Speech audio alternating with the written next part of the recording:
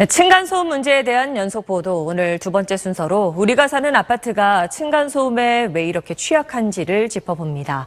건설사들의 부실 시공 문제, 또 건물 구조적인 부분까지 다각적으로 살펴보고 대안도 고민해봤습니다. 박창근, 임상범 기자가 차례로 전해드립니다. 벽을 타고 들리는 소음에 부부는 잠을 설치고 아이도 깜짝 놀라기 일쑤입니다. 층간소음이다, 아니다, 윗집 아랫집과 다투다 경찰서까지 들락거렸던 부부의 귀에 마침내 소음의 원인이 잡혔습니다. 정말 생각지도 못한 곳에서 소리가 들리기 때문에 밤새 그 원인을 찾다 보니까 엘리베이터 소리더라고요.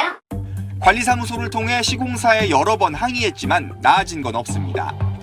작년에 전문 세대다 엘리베이터 교체까지만 좀 참아주시면 안 되나. 부실 시공은 이것뿐만 아닙니다. 2019년 5월 감사원 감사보고서를 보겠습니다. 완공 아파트 191세대를 골라 층간소음을 측정했는데 96%는 짓기 전 사전 인정 시험 때보다 등급이 낮게 나왔고 60%는 아예 기준치를 충족하지 못했습니다.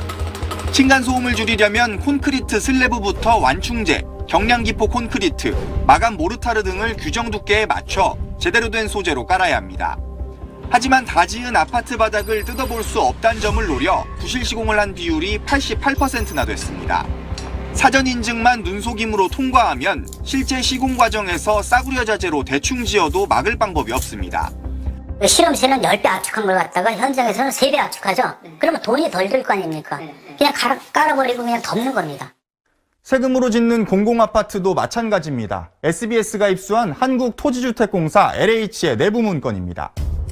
최저가 입찰과 덤핑 수주로 값싼 바닥 완충제가 쓰이고 있고 이를 제재할 방법도 없고 재시공도 곤란하다고 나와 있습니다. 입주민들이 기준 미달에 대해 피해 보상 요구를 할 수도 있다는 대목도 있습니다. LH는 이에 대해 문제를 방치하려는 의도가 아니라 개선하기 위해 작성한 문건이라고 해명했습니다. 더 큰 문제는 입주민들이 이런 상황에서도 건설사를 상대로 집단 소송하기가 쉽지 않다는 겁니다. 일부 세대가 부담하기에는 소송 비용이 만만치는 않을 거예요. 층간소음 문제가 있다는 게 소문나면 더 큰 문제다라고 생각하는 경우가 많은 것 같습니다. 네. 층간소음을 막기 위해 아예 아파트 구조를 바꿔보자는 시도도 있습니다. 우리나라는 현재 벽식 구조가 대세입니다. 시공이 쉽고 비용이 저렴해 30년 넘게 대부분의 아파트가 이 방법으로 지어졌습니다. 반면 일본이나 유럽은 내력벽이 없는 기둥식 구조가 많습니다. 우리나라도 1980년대 중반 이전에는 이 기둥 구조가 많았는데 건설사들은 층고가 높아 사업성이 떨어진다며 기피하지만 이 기둥식 구조가 층간소음이 덜합니다. 지금은 이제 35층, 50층 이렇게 올라가니까 가변성을 위해서는 기둥 방식으로 가는 것들이 바람직하고 소음 쪽에서도 벽식보다는 좀 더 유리할 것이다라고 하는 생각을 하고 있습니다. 세종시에는 기둥 구조로 된 오래가는 아파트라는 뜻의 장수명 아파트를 지어놨습니다. 기둥과 포가 바닥을 지탱하는 이른바 라멘 구조로 지어진 이 장수명 아파트는 기존의 벽식 아파트에 비해 층간소음 측정치가 5데시벨 이상 낮게 나타나고 있습니다. 이 정도면 입주민들이 소음 저감 효과를 충분히 체감할 수 있습니다.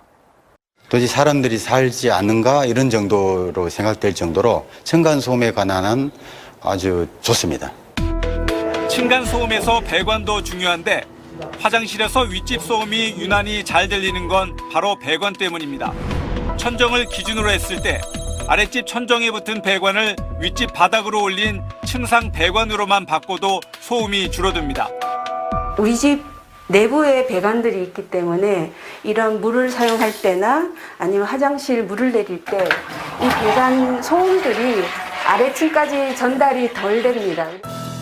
건설사들이 층간소음을 줄이기 위해 경쟁적으로 신기술 도입에 나설 수 있는 유인책뿐만 아니라 부실공사에 대한 징벌적 손해배상 등 강력한 처벌 방안을 함께 고민할 시점입니다. SBS